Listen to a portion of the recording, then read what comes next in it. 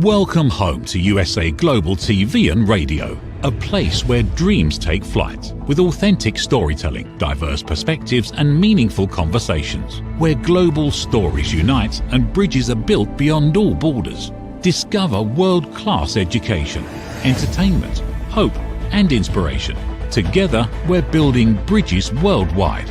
Subscribe to our channel, USA Global TV. Download our app, USA Global TV. Be our guest or join our team. Visit usaglobaltv.com. Thanks to our founder and executive producer, Dr. Jacalyn Kerbeck. Music score by Yeffy Tang from Cloud Road Music. Voiceover artist Mike Porter. Creative direction by Paul Garcia. USA Global TV and Radio. Your home for global connection. All rights reserved. This video and its contents are the exclusive property of USA Global TV and Radio. Unauthorized use, duplication or redistribution in any form is strictly prohibited.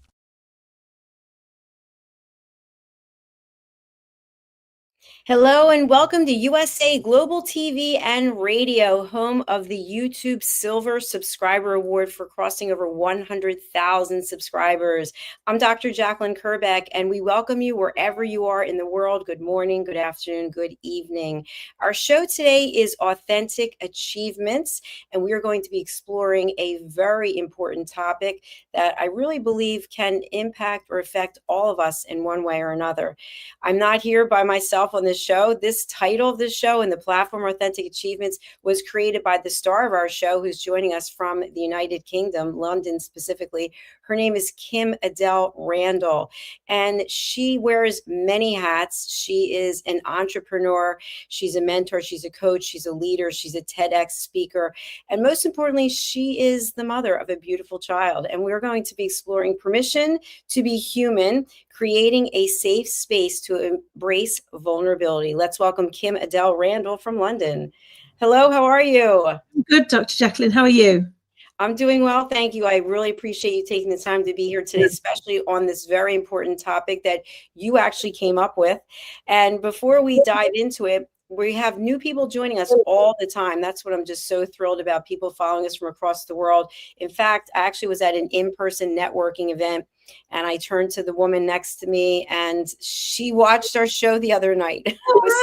Oh my gosh, that's amazing. So please do feel free to tell our audience about Authentic Achievements, and if you could discern the difference between your platform or give them information about that, and then how you brought the show over to here, I'd really appreciate it. Yeah, of course. So I set up Authentic Achievements, oh my goodness, probably about 7 years ago now. And it was really around the fact that actually it took me a long time in life to get comfortable with being authentically me, and still acknowledging that that meant I could be a good leader. I could bring my whole self to the situation and still lead. And so I was very fortunate. I got asked to co-author a book, which I did, and it became an international bestseller. And I was given the opportunity to try my own podcast, so set up Authentic Achievements, which was really around trying to find people around the world to share their authentic story around success, around overcoming, around the things that had seemed overwhelming, but that weren't. And it was probably very much more predominantly in the business space for my platform. So it kind of probably held people into that space. Most of the people that I've interviewed have either been in corporate or they're entrepreneurs, and it's been probably through that business lens.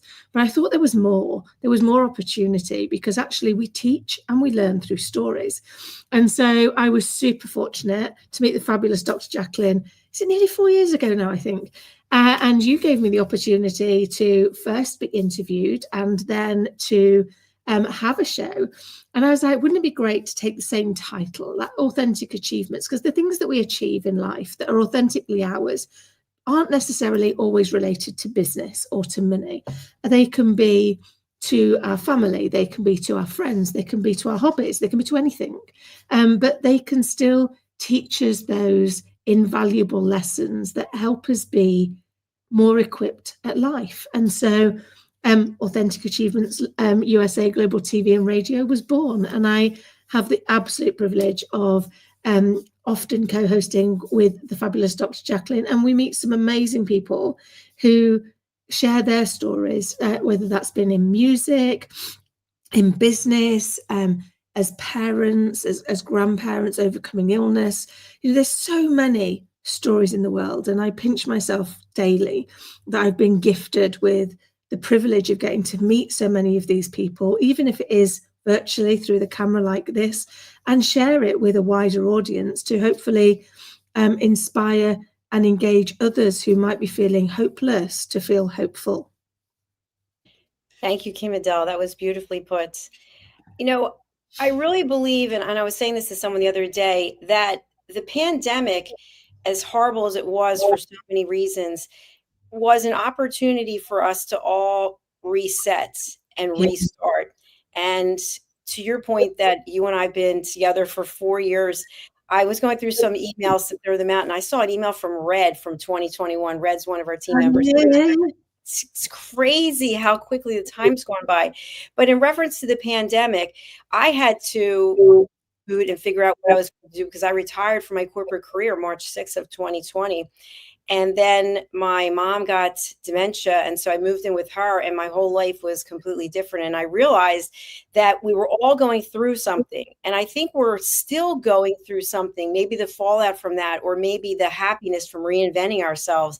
And so this topic about permission to be human, I feel like there's a certain part of society, and I don't know what that is, but I can't say clearly everyone across the world, but there's a certain group of people who really do provide a safe space for people to share. And you are definitely one of those people. You're very candid and honest about the things that you've been through. You've had, I don't want to label or give a word, but you've had a very unique backstory. And instead of letting that take you down or break you down, you've used it to empower other people. So when you think about permission to be human and creating a safe space to embrace vulnerability, what does vulnerability look like to you? Oh, great question, Dr. Jacalyn. And I think, having spent so many years in corporate life, I struggled really hard to be what I thought everybody else wanted me to be. So I tried desperately hard to fit in with the corporate perception of a leader. They were well pulled together. They were highly articulate. They had amazing vocabularies. Pretty much everything was black with a bit of navy blue to add in a bit of color. And I kind of boxed in who I was and what I was, because I quite early on in that corporate career got told that I didn't have the gravitas or the vocabulary to reach my potential. So I was terrified and went off and learned lots of really long words that nobody else that worked with me understood. So instead of saying I've got lots of ideas, I've got a plethora of ideas around that. Until I realized that the people that I led every day no longer understood a word I said. And we weren't going to achieve anything because they didn't know what I was asking of them, which was, from what I could see, one of the largest problems in the wider organization was there was no clarity of what people were expected to do. And so I decided that I was going to be courageous, and the next role that I took, I'd step in and I'd be me. Now, I don't sit in the corporate space very well. I'm like a hyperactive puppy dog most of the time. And so I decided when I went to that next interview, I'd show up as me, warts and all. It's like, I know I can do the job, but actually it's that bigger job. I don't think I can do it if I'm still desperately playing at being the leader that I think you should be, instead of being the leader I know I can be. And so I think I've shared this on the show before, so forgive me, anybody that's heard this. I remember sitting in the final interview and they got to the end of it and they said, Kim, so if you had to sum yourself up in a word, what would it be? And I looked at them and I was like, loud. And they were really aghast. They were like, loud? I was like, yeah. So you've known me for like 50 minutes. Do you think I'm loud? And they were like, yeah. I said, then in that case, it's honest and it's self-aware. So I'll take it. And for me, that was my permission to myself to be human and to be vulnerable enough to say, this is who I am. And if this isn't right, I'd rather know now before I relocate a few hundred miles and have to pretend to be something I'm not. Congratulations for you being authentic and being vulnerable and sharing that. And by the way someone else reacts to what we share, that's really on them. And I know many times we get bogged down thinking about how somebody's going to take the information that we share. And as you know, from taking so many of my courses, one of which setting boundaries and asking permission, is we have to set that boundary to protect ourselves, to respect ourselves, and to be able to respect others.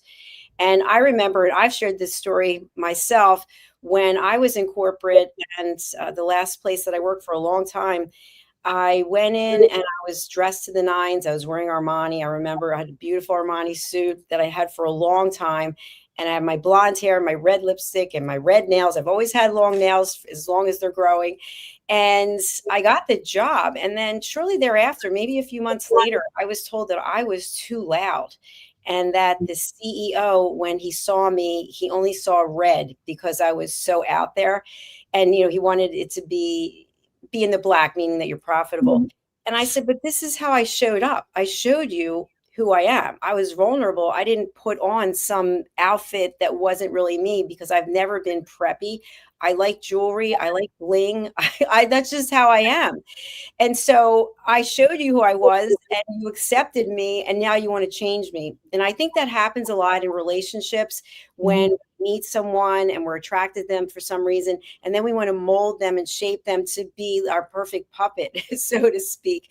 So I'd love to have you address, how is it when we show who we are, like you have and I have and so many others, and we get that fallout that's not acceptable, and it's on whose terms?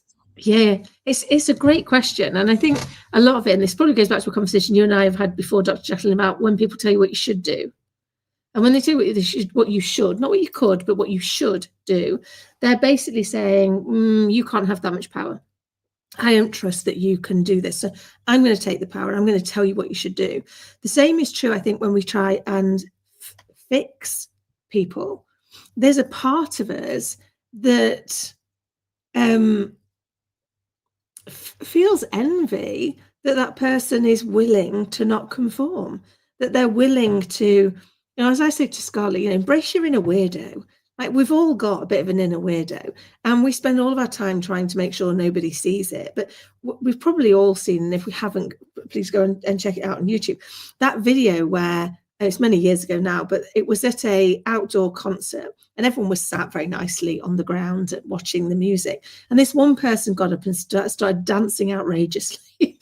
And everyone was like, it's a bit awkward. Look at them over there. And as you watch the video for another couple of minutes, before long, in less than five minutes, actually, the outsiders were the ones still sat there that weren't joining in, not looking like they were having a good time. And the ones that had got up and joined the person that was dancing were clearly filled with joy.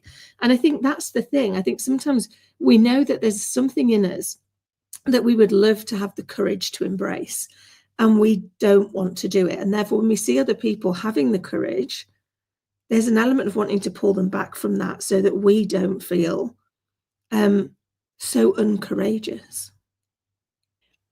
That is so powerful, what you just stated. I completely agree with you. When we are being our authentic selves, and I like to say being comfortable in our own skin, sometimes that bothers other people. And so, for example, I love to dance, and I just danced at a wedding recently, but over the years, I would just go out and dance by myself. I don't really care. And people would look at me and later say, you looked ridiculous out there by yourself. Well, I don't really care. I was doing my own thing. The question is, why are you sitting on the stoop, so to speak, and watching what I'm doing and judging me? And so I think that also is a part that we have to look at when we are feeling vulnerable and exposing ourselves, that other people might not be receptive to it. And then the question is, what's coming up for them that they're sitting in a place of judgment?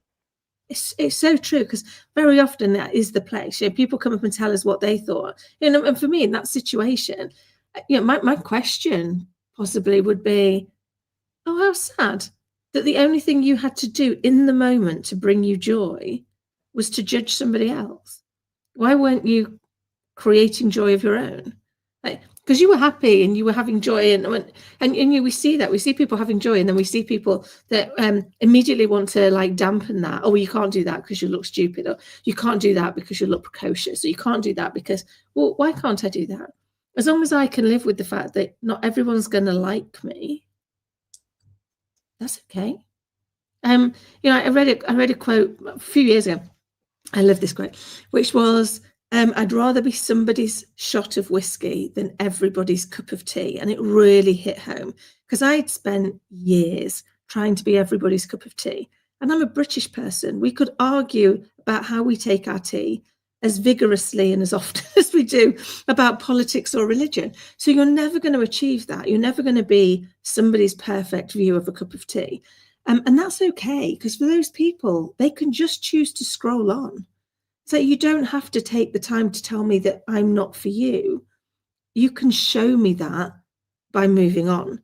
When you choose to take the time to tell me there's something else going on for you, there's something else showing up in your world that means you weren't willing to just walk on by.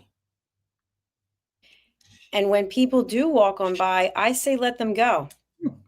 When someone shows you who they are, believe them. And I know that's a tough one, because it's like what I was saying in the beginning.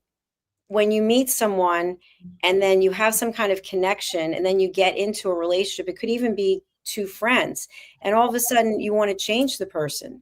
You know, I've had people say to me, and I know you have as well, your hair's too long, your hair's too short, your nails are too long, you wear too much makeup, you work out too much, you work too much, on and on. And I just sit back and say, who made you judge and jury? Who is it that, you know, that's got to be a ton of pressure that you are walking around with, judging everyone and telling them what they should be doing. What is it that you're doing that you have so much time to sit back and be in a position of judgment?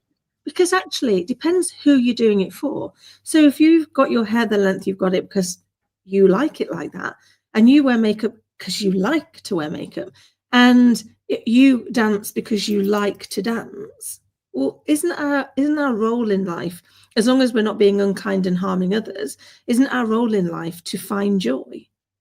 So if I find it there and somebody else finds it somewhere else, some people will find joy going for a really long run, and I applaud them. It will never be me.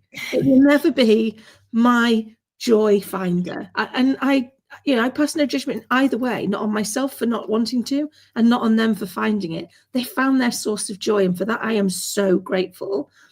My source of joy might not be joyful for anybody else.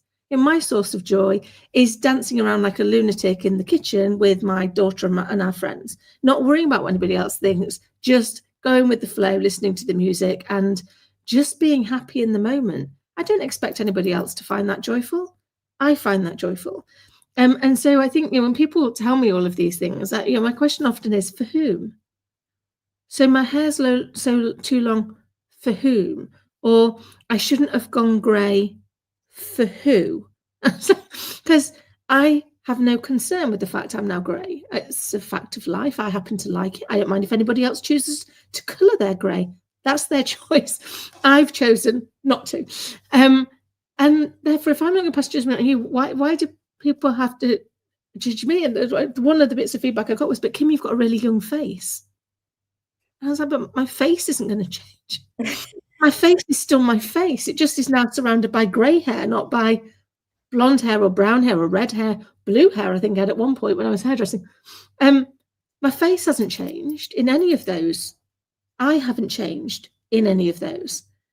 It's just at the time, blue hair filled me with joy, and now grey hair fills me with joy. But I think we've got this. Actually, when people are telling you that, what they're really telling you is they're living to a checklist that isn't their own. So they're having to fit into boxes. They're having to tick off categories that aren't their own. And that's frustrating. And sometimes when we're frustrated, instead of being frustrated at what is it we could do differently to stop ourselves living in this checkbox, we look for all the people that are daring not to tick my box and go, no, over here into the unhappy camp, you need to tick these boxes too, because pity loves a party. if I'm feeling miserable, well, actually I don't, but for a lot of people, when they're feeling miserable, they want somebody else to feel miserable too, so that they don't feel so alone. Well, then we're just all feeling miserable. So I try and go, well, if you're feeling miserable, what can I do to make you find a moment of joy? Not to, I can't solve the rest of your problems. I can sit and listen. I can sit and hold space for you. I can sit and be here, because as we've talked about before, not everybody wants their problem solving. They just want a psychologically safe space to share without fear that you're going to suddenly leap right in with your underpants on the outside and a cape on and solve the world for them. Because they're like, no, just want you to listen with no judgment, with no need to solve for me, but just listen. Because that sometimes is all we need. But we're only going to know what the other person needs if we ask them, what would good look like for you right now? What were you hoping to get out of this interaction? I've got a friend that rings me up sometimes. She goes, "Oh, do me a favor. I need to rant for 10 minutes. So can you just put me on speakerphone, go and do whatever you're doing and come back in 10." I'm like, of course I'm not going to do that. But I'll go, look, I'll tell you what, I'll be listening, but don't worry. We don't have to talk about it.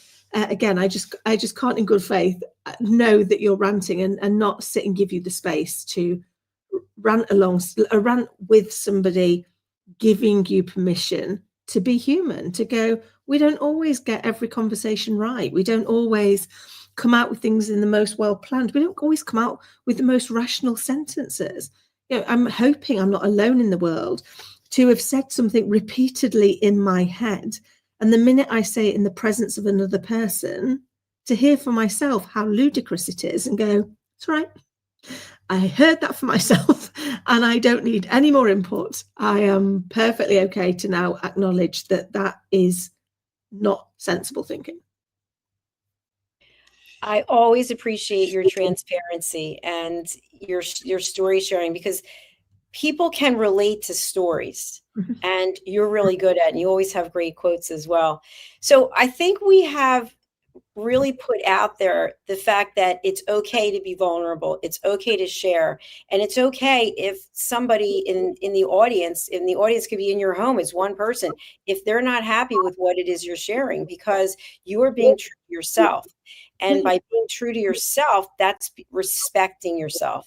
So in order to create a safe space where you can even feel vulnerable when you're alone, I think is very important.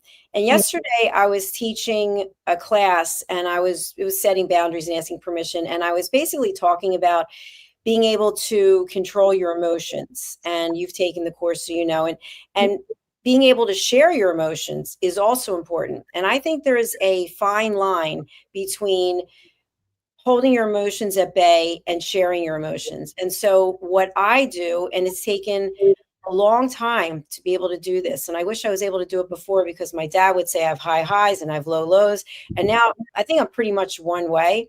But I will give myself the grace of 10 or 15 minutes once in a while, maybe it's an hour, to be upset, to be upset, and to actually say to myself, I don't feel comfortable right now with what's going on in my world, but this is happening for me. And what is it that I should take away from this? And so after I give myself that period of time, 10 minutes, 15 minutes, I take a deep breath, and then I go and do something so that I can get away from and get a clear mind, so I can come back and look for the solution. What are the solutions that could possibly help me on this journey? And I want to share one thing, and then I'll go over to you. I was invited to this networking event, and a woman from high school, she's actually younger than I am, but she invited me, and we hadn't really had a lot of communication over the years. And suddenly we're communicating, and I really didn't want to go, because I don't want to drive and I don't want to leave. I'm usually at this desk. This is what I'm at, this desk, producing or hosting or planning for the future. So I went, and I had a great time. I'm so glad that I did. And I thought there must be some reason why I was chosen by the universe to come here at this time. And I realized it was to do a retreat at this beautiful property. And so that happened for me, that this person came into my life that particular time, because I thought of retreats before. And so I'm embracing what's coming up Whereas before, I might have just not even considered certain opportunities because I'm so rigid and disciplined and set in my ways.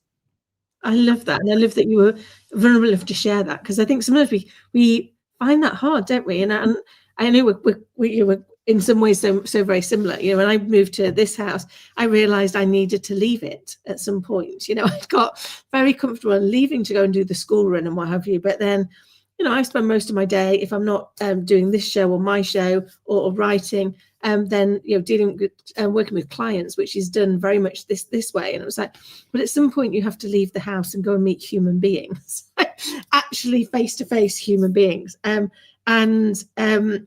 so you know, I did similar when I came here. I was like, I'm going to force myself to go out and go and do something. And it's amazing what the universe brings to us. It's amazing what shows up when we open ourselves up to getting out of what's become our new comfort zone. Because I don't know if yours felt the same, but actually my desk and my space and my little studio was my comfort zone. I'm safe here. I can kid myself that I'm really busy, and I am busy, but you know that these things are really important. But the reality was, I think I'd started to lose some of my confidence about just going out and seeing what else was I supposed to be seeing from the universe that I was missing because I wasn't actively taking part. And I think that's a choice that we make, right? Whether or not we actively engage or we disengage. You know, it's interesting. I don't normally do this, but I'm going to. We have a comment from someone, and it's actually very condescending. And I think to myself, I wonder why someone would take the time to leave a condescending comment. What do you think that's about? Well, I think often that probably speaks more about what's going on in their world. Because again, you know, if it's not something they want to hear, no one's chaining them to listen. And that's something to say we don't take into account other people's opinions. But I always think if someone's just going to, you know, I always say, Scarlett, you know, the things that we do and the things we say should pass through the lens of, is it kind, is it honest, and does it add value? And if it doesn't do those three, we shouldn't do it. So I think it's absolutely fine for people to comment. It's absolutely fine for people to have their opinion. But there needs to be a purpose that says, what were you hoping to achieve? So, you know, what do you want to get back as a result of taking the action? Because you took an action, and everything we do in life is taking an action. So we have something in our head about what response it is that we're looking for. When we take this action, what are we hoping is going to happen? I agree with you. And I think also when we provide a negative comment, for example, it has to be done in a certain way, because we know the sandwich approach. You say something nice, then you give the feedback, and then the follow-up or the call to action. And so just leaving a condescending comment, there's no real value in that, because I personally don't know what it is that what the person's issue is. And I don't know why they would waste their time. And so I'm not going to waste any more of ours talking about it, but think about the feedback that you're giving people and how you're giving it and what it is that you hope to achieve by doing so. So KIM-ADELE, I'd love to take the rest of our time and talk about some actionable measures people can take to create a safe space. And for me, it's all about setting boundaries and asking permission. And people have said to me, you know, maybe 2 or 3 people out of all the people, and these people haven't taken the course, but they don't like the title. They think the title should be prettier, or it should be more elegant. But for me, it's very clear: setting boundaries, asking permission when it comes to relationships, when it comes to taking up someone's time, when it comes to sharing. So for me, to be able to listen to someone at the highest level, meaning I'm totally focused, I'm totally present, we have to set boundaries. So how long is this conversation going to take? And at the end of it, do you want my opinion, or do you just want me to listen? What are your thoughts? I think it's true. I think sometimes we get I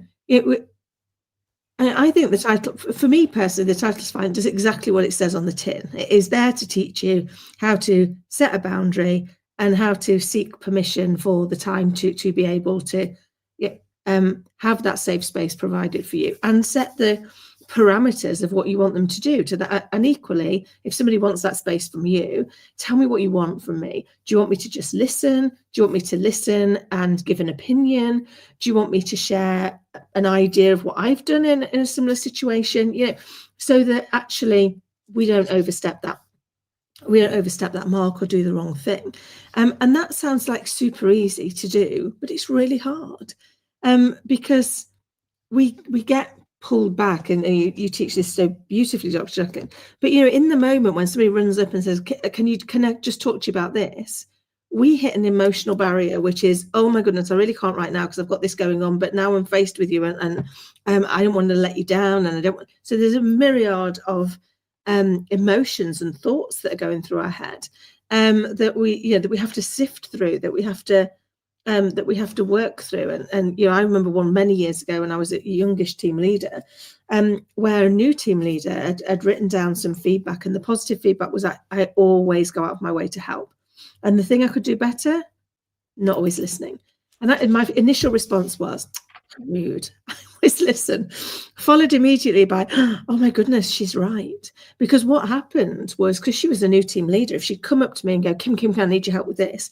Even if I was busy doing something else, maybe for a customer or for somebody else, I'd immediately turn to look at her. But what I really needed to do was finish the help I'd already committed to.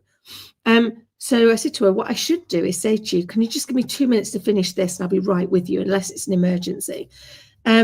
I said, and you can say, oh, actually, it is an emergency. You know, this person's really ill. I need you. Yeah, I need you right now. So moving forward, I'm going to say to you, can you give me 2 minutes? I said, if I still don't look like I'm listening, ask me, Kim, am I listening? So we kind of like set a boundary and create a permission for future interactions to make sure neither one of us ended up feeling so uncomfortable. And I always say that in the discomfort, in being uncomfortable, there's a lot of growth there. And if we're open to it, who knows where we can go? Because look at what you've been able to do in all these years. How would you say, for our audience who never met you, what would you say is the most transformative thing that's happened to you? I would probably say the most transformative thing that happened to me was becoming a mum. Purely on the basis that suddenly my inner child was outside running around. So all the damage that I'd done to myself was right there in front of me. And it's really hard to continue to damage yourself when you're looking at a little person looking back at you, that you go, I wouldn't say any of those things to you. So I'd need to stop saying them to me. But that was just because I think for me personally, the where you are right now has to become so very uncomfortable, so unbearable, that you have no choice but to change. Because if not, you'll find a million reasons to stay exactly where you are. And I think that's interesting. I was just talking about this with someone.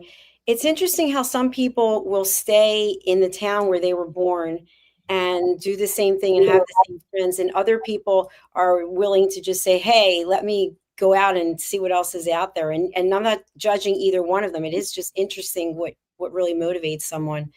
And I think, I was going to say, and how they change. One of my very best friends, we've been friends since we were 4, and she still lives in the village we grew up in, works there, and we're still the best of friends, and we still see each other all the time. And yet I was the one that up sticks 30 odd years ago, and have been everywhere. So on paper, you might go, that shouldn't work, and yet it does, and it works because our values, our values, our memories, and the love that we have for each other is deeper than where we live and what we do. It comes from that shared set of values, that shared set of, and that sense of family, I guess. And I think, you know, it is, you know, it's interesting when we kind of, when we go through those debates, because we're probably an unusual coupling for most of our other friends that have, you know, that are, you stay with the friends. You know, if you're somebody who's left, you've left. You know, we might see you once in a blue moon, and if you stay, we see you all the time. I think it's just the dynamic that changes, isn't it? I think you're right about that. And I think for me, probably the most transformative time was during COVID, when I decided to move in and take care of my mother. Yeah. And it was really not something I can even describe. I have obviously heard of dementia. We have a television show with Tracy Cram Perkins, an author of this by the same name of the TV show, which is Dementia Home Care Before, During, and After. But actually seeing it and seeing what happens to someone you love, someone who at 80 years of age was playing competitive tennis on a tennis team and traveling around, just such a beautiful person inside and out. And then being in a position where I'm making decisions for Yeah. her. And I've never had children. And I've never been in a position where I'm taking care of someone full time. I mean, obviously I've been in long-term relationships, but they were taking care of themselves. And to go through that and at the same time be in a pandemic and then starting a new business and then broadcasting and wondering, is she wandering off? She doesn't have that little GPS tracker, where it was really something that I can't even explain. And what I learned about it, what I learned from it really is, as much as you love someone, our fate is really determined, and you can't stop the process. You can throw a wrench in it, but basically just being there and loving the person and caring for the person and doing the best that you can. I made a lot of mistakes that I realize now by watching Tracy's shows when she's these experts on. And so that was the most transformative time in my life. And I feel as a result of that, that I don't waste a minute. I'm doing what I want to do on my terms, because I know at any day that could happen to me or something else could happen. Something will happen. As my dad used to say, none of us are getting out of this thing alive. It's so true. And my granddad used to say, live each day as if it's your last and one day you'll be right, because we just don't know. And so if today were to be our last, would we really have wanted to spend it worrying about what people thought about us choosing to do something that brought us joy? No. So again, as long as what we're doing isn't purposefully hurting somebody or causing them pain, then we should be allowed to do it. And it shouldn't matter, you should, because we're not impacting their happiness or their joy, and they shouldn't want to impact ours. But I think I think we've got a way to go to that, because we've created a world, and I think social media has its part to play in this, where everybody's got an opinion, which everybody has, but everybody now feels it's their it's not only their right, but it's their mission to share that opinion, but without thinking about what am I hoping to achieve from it. We've got a global pandemic of mental health challenges and rising suicide and all kinds of problems that go around that. And how much of that is triggered by lack of thought of somebody sharing an opinion they didn't expect to go anywhere? Spot on, as always. I can't believe we are at the end of our show. It always goes by so quickly. Do you have a quote for us today? Oh, do you know, I do. And it probably is going to link back to the dancing, but I've used this one lots of times. And Dr. Jacalyn, as you know, at the moment, this problem fits for me. And that is, life isn't about avoiding the storm. It's about learning to dance in the rain. And so whenever life gets turbulent for me, my mantra is time to dance.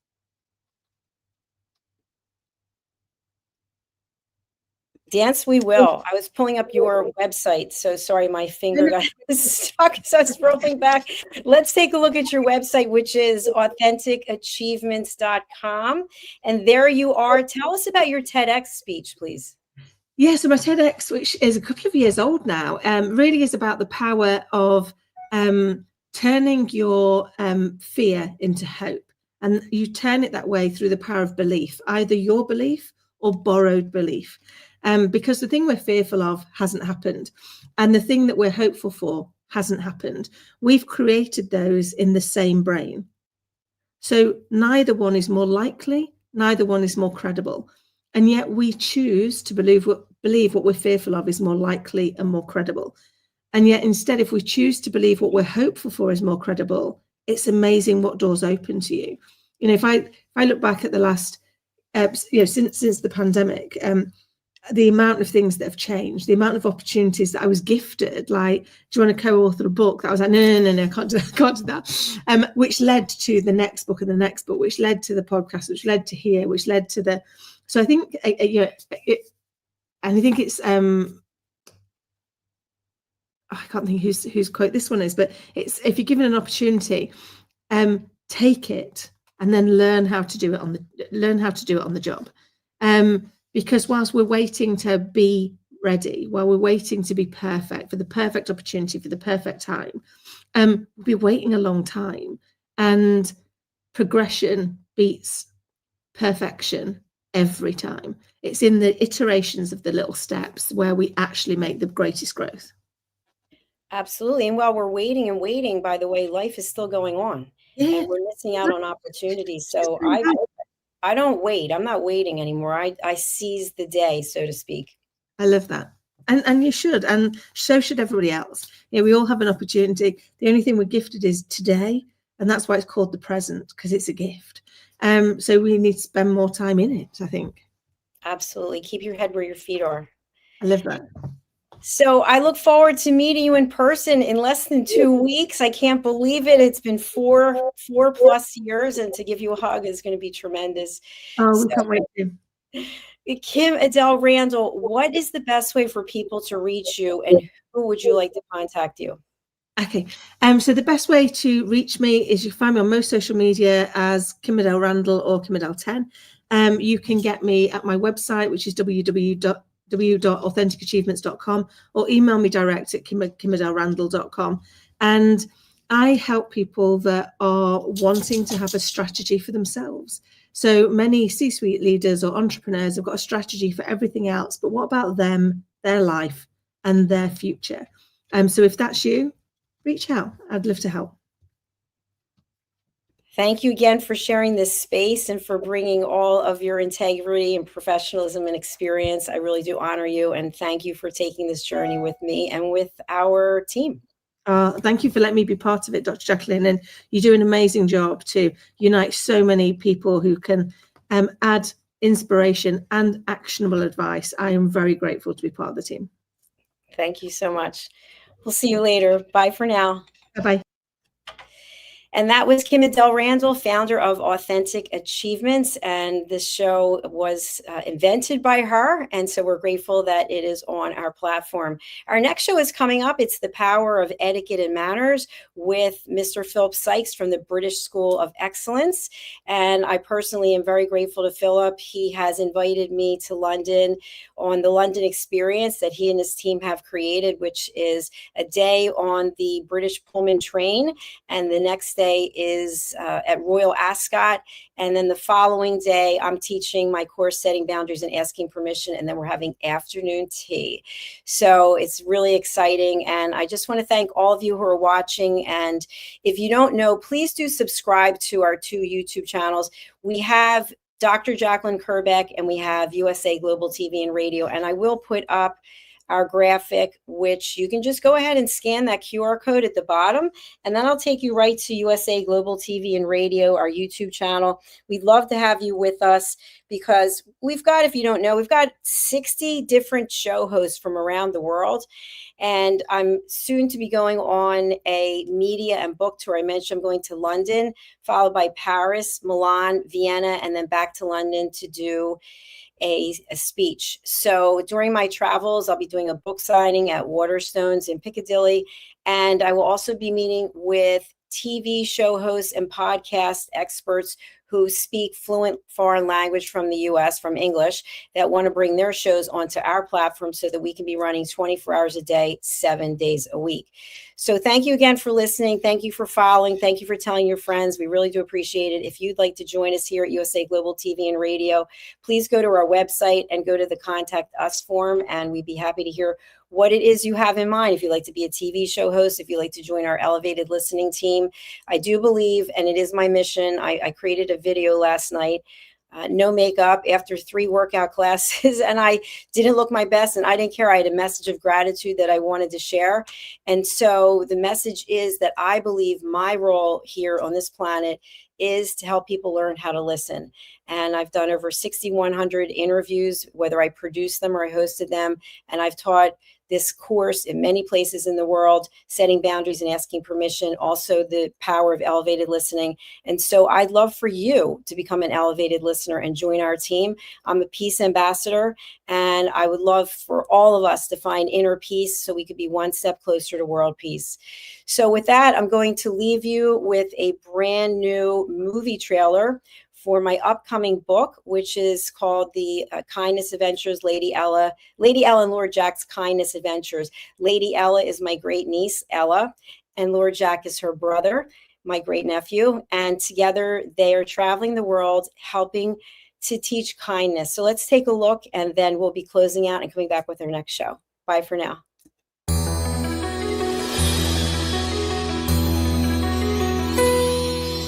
Lady Ella flies up high, spreading kindness through the sky. With Lord Jack right by her side, through the world they glide. They listen close, they understand, helping creatures in the land. With open hearts, they lend a hand. Come along, come and see. Kindness starts with you and me. Listen close, hear the sound. Kindness makes the world go round. Goo goo gaga, goo goo gaga. So spread your wings and soar so high, like Lady Ella in the sky. With Lord Jack we'll always say, listening and kindness light the way. USA Global TV and Radio proudly presents Tracy Cram Perkins, a dementia caregiving survivor teaching how to balance care with peace of mind. #1 resource for dementia caregivers. It's the book Dementia Home Care: How to Prepare Before, During, and After. Over 17,000 copies sold of this must-have guide. And now a testimonial from Tracy Smith. If I was to describe this book to someone who is going through a similar situation, I would underscore how important it is to have some sort of a tool or a guidebook to help you through certain stages. And there's so many, it's such an unknown topic to the average person. And to have this as a reference is essential. It's going to help you get through it personally, as well as help your loved one manage. To learn more, go to TracyCramPerkins.com. Tracy Cram Perkins is an award-winning author. She's also the host of Dementia Home Care television show. Watch it here on USA Global TV and Radio. Conveniently located in the Cherry Hill Mall in Cherry Hill, New Jersey, Avio Art specializes in custom art and photography printing. From museum-quality canvas prints and stretching to photo restoration, fine art reproduction, and framing with museum-grade glass, every service is completed in-house with exceptional attention to detail. Visit avioart.com or email support@avioart.com. USA Global TV and Radio proudly presents our partner and sponsor, Mr. Philip Sykes and the British School of Excellence, building confidence, changing lives. And now, proudly presenting the Polished Professional. On a transformative journey with the British School of Excellence's comprehensive suite of masterclasses, crafted to elevate your professional and personal life. 8 outstanding modules will elevate you to the next level. Module 1, Exploring Life's Purpose, delves into the depths of self-discovery, guiding you to chart your unique path to fulfillment and success. Module 2, Mastering Professional Presence and Confidence. This masterclass is a deep dive into the art of self-assurance and commanding presence, which is essential for standing out in today's competitive landscape. Module 3, learn the secrets of visual impact, how to curate a personal style that amplifies your professional brand. Module 4, mastering professional etiquette and communication excellence, navigating the nuances of corporate interaction with grace and tact. Module 5, elegance in eloquence. We impart powerful techniques to captivate and persuade any audience with your oratory skills. Module 6, unlock the potential of your emotional intelligence, EQ, and harness the ability to connect, empathize, and lead with emotional savvy. Module 7, mastering DISC, building a gateway to understanding behavioral styles, fostering better personal and professional relationships. Module 8, mastery in dining etiquette, building your confidence to perfect the subtleties of dining with finesse, enhancing your social savviness at any table. Step into the Polished Professional program where poise, elegance, and excellence aren't just taught, they're instilled for life. Join us to redefine your potential and polish your professional edge. To learn more, go to thebritishschoolofexcellence.com. The British School of Excellence are investors in people. Let us invest in you. In a world craving connection, one platform dared to dream bigger. USA Global TV and Radio, a beacon for global voices, authentic storytelling, and elevated listening. Led by visionary Dr. Jacalyn Kerbeck, the journey from a spark to a global force is now captured in one inspiring book. Honored with YouTube's Silver Creator Award for surpassing 100,000 subscribers. Discover the evolution, the challenges, the triumphs, and the unstoppable spirit that created a global movement. Executive producer Dr. Jacalyn Kerbeck. Music score by Yeffy Tang. Creative director Paul Garcia. This video and its contents are the exclusive property of USA Global TV and Radio. Unauthorized use, duplication, or redistribution in any form is strictly prohibited. Now an Amazon #1 new release in paperback and ebook. Broadcasting Brilliance, the evolution of USA Global TV and Radio, is inspiring readers around the world. Join the movement that's redefining global media one story at a time. Thank you, viewers and listeners of USA Global TV and Radio, for joining us today. We're honoured to have your time and attention as part of our global community. At USA Global TV and Radio, we believe in the power of authentic conversations, meaningful connections, and creating a world of possibilities together. Want to be part of something bigger?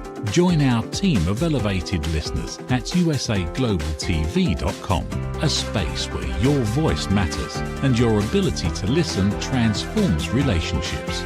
Stay connected with us across all our platforms for thought-provoking discussions, expert insights, and empowering stories.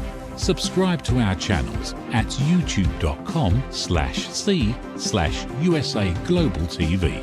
Follow us on social media and explore the endless opportunities we're creating for growth, learning, and inspiration. Together, we're not just broadcasting, we're building bridges and changing lives one conversation at a time. For inquiries, contact us at info@usaglobaltv.com. Music by Johnny Dies. Produced by Executive Producer and Director Dr. Jacalyn Kerbeck. Voiceover by Mike Porter. Creative Direction by Paul Garcia. All rights reserved. Copyright 2025. Visit usaglobaltv.com to view our full terms and conditions.